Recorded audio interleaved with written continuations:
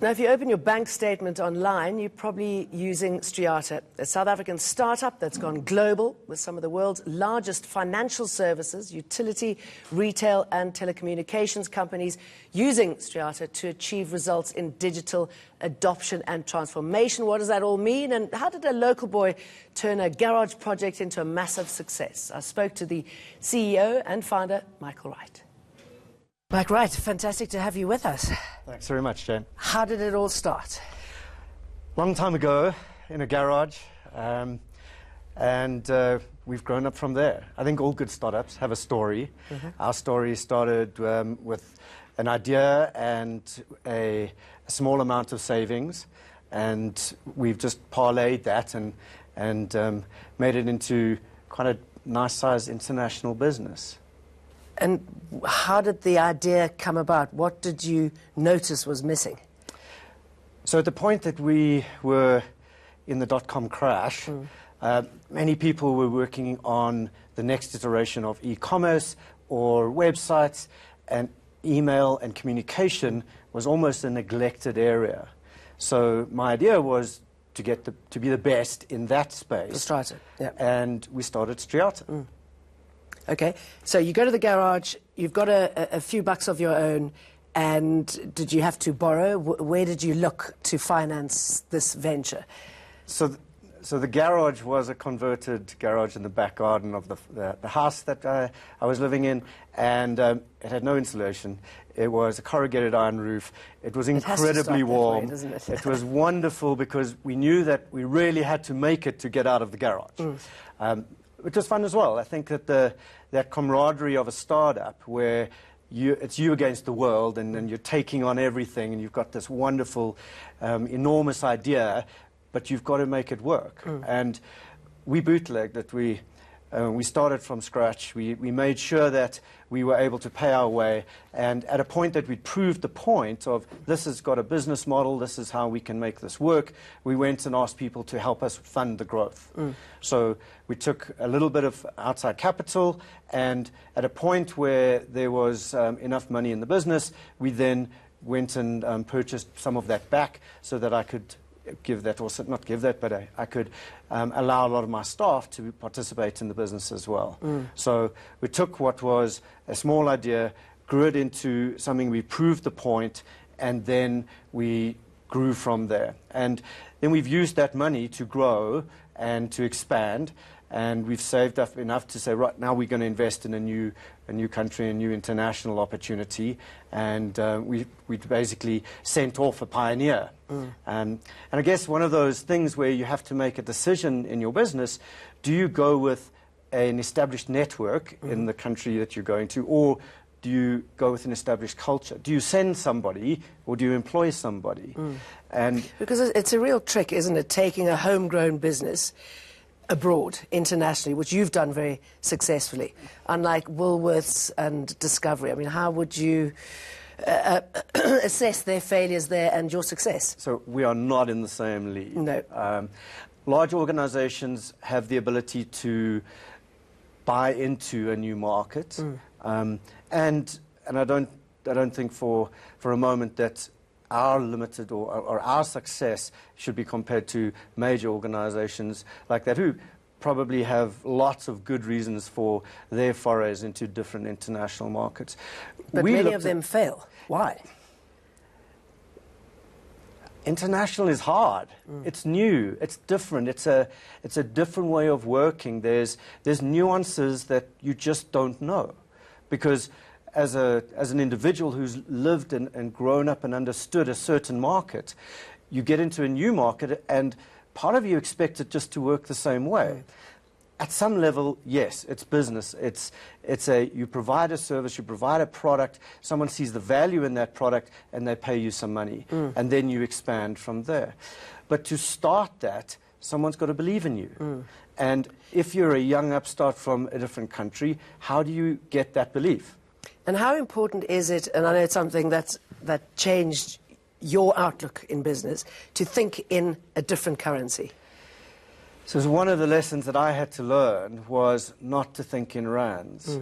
Now, we all know the rand is not the strongest currency, And when you start looking at dollars, pounds, even Australian dollars, the costs of doing things is just so much more. And then when you convert that into rands, you almost find yourself unable to make that decision because it's ridiculously expensive. How can you justify it? Well, yes, and can you spend that on something which in the South African market just doesn't cost so much? So one of the things that I realized was there's a stage where in order to internationalize the business further, I needed to internationalize myself. I needed to get myself out of the rand thinking. I needed to get myself into a new market where I was out of my own comfort zone, where I was able to go, okay, how does this work? And then figure out how that market behaved.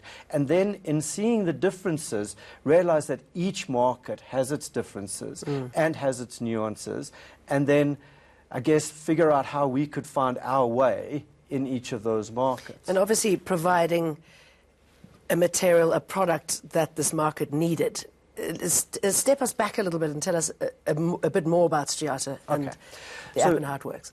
Striata provides digital customer communications, and we typically look at an entire customer experience, and where there is a message to be given from an organization to a customer, we help that organization deliver that message.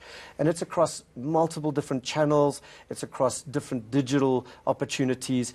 We were never in the paper game. And one of the things we used to tell all of our customers is that we will help you turn off the paper. Because there's still too much paper, isn't there? You would not you wonder believe, why.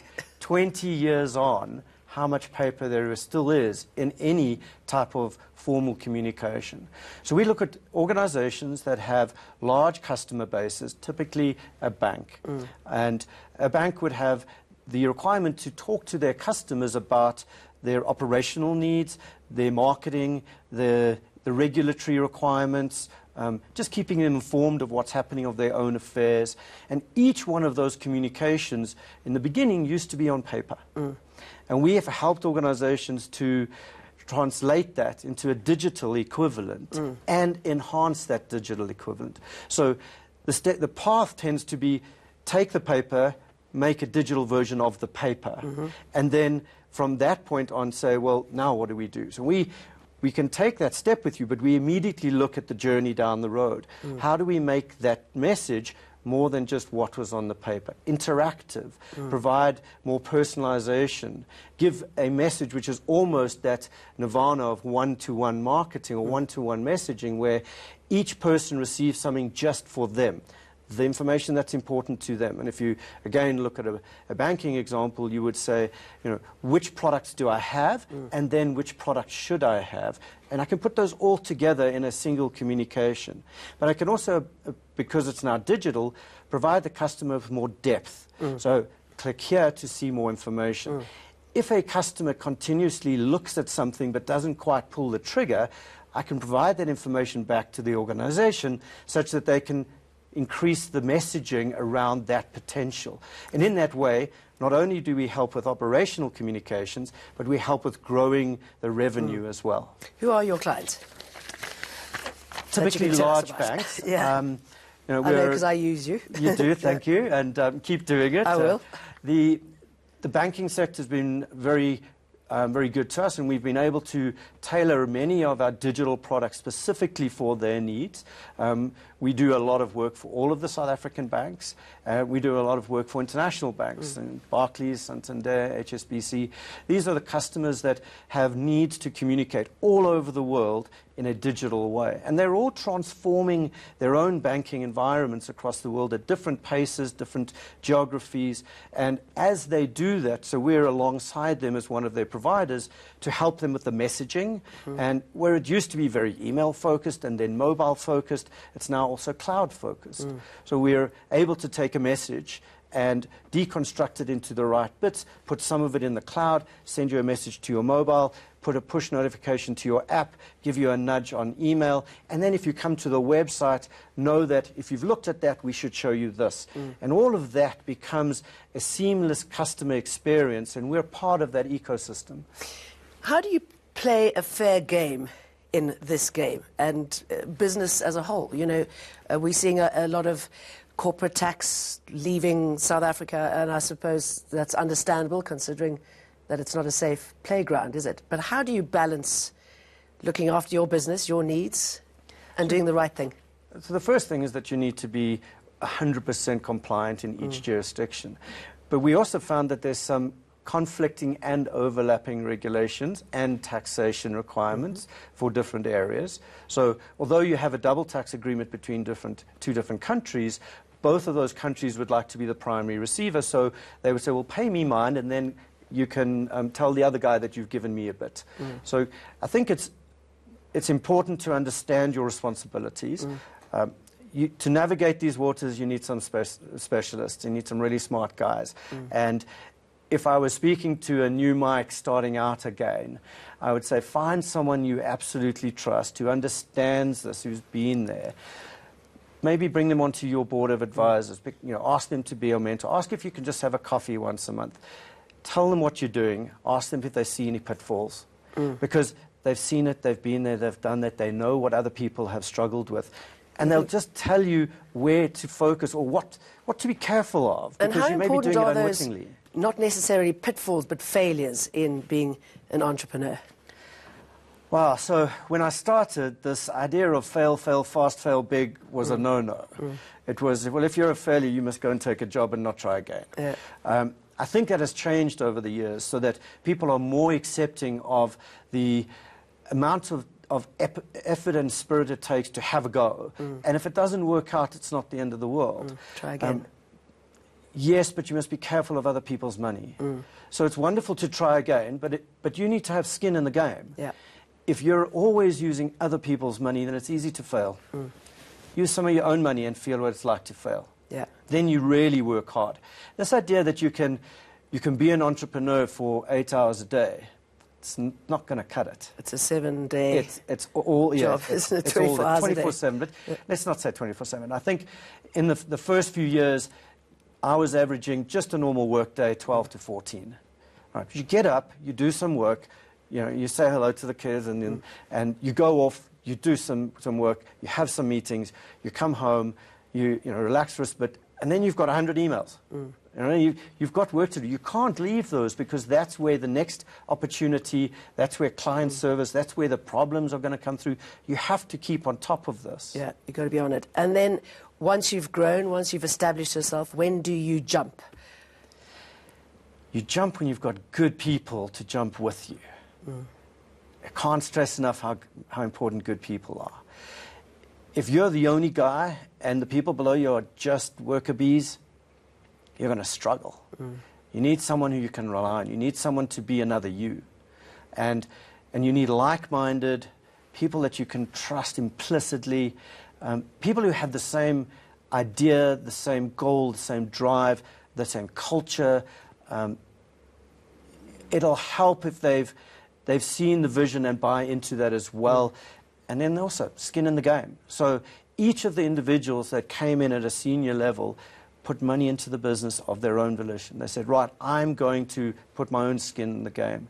So some of the guys that we actually ended up partnering with in different geographies invested in the startup of that subsidiary. So they held shares in those subsidiaries. And that gave them absolute skin in the game. They were working the 12 to 14 hours as well. They were committed. And quoting Kofi Annan, how do you not confuse hope with achievement? Something like that. Wonderful quote. And so let's say you've got to start off with hope. All right. But then at some point, someone's going to come back to you and say, well, the reckoning, and the reckoning is if you have an investor or if you have other shareholders, they're going to want to know that your progression is according to the plan. So achievement is, this is what we plan to do. Measure yourself against it. It's okay if it didn't quite go according to plan.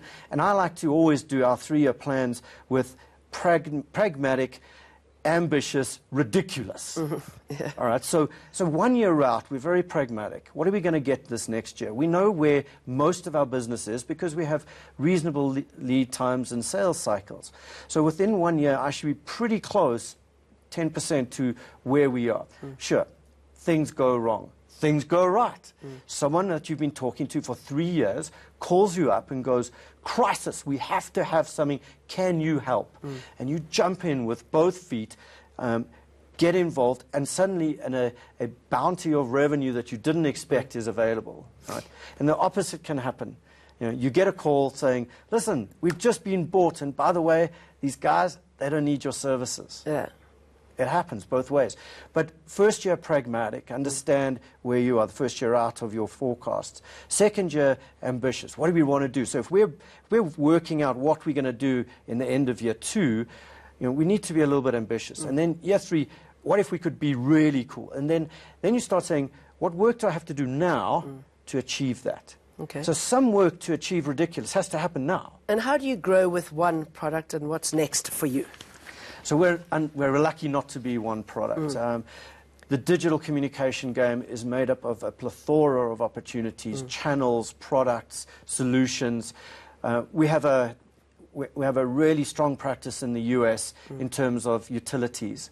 And each one of those has seen a change from pure do the digital of the paper to, all right, I want to add value, to payment, to, with one utility, we're now into a recurring one-click payment. So you will receive a message, and you can literally say, yep, pay, done.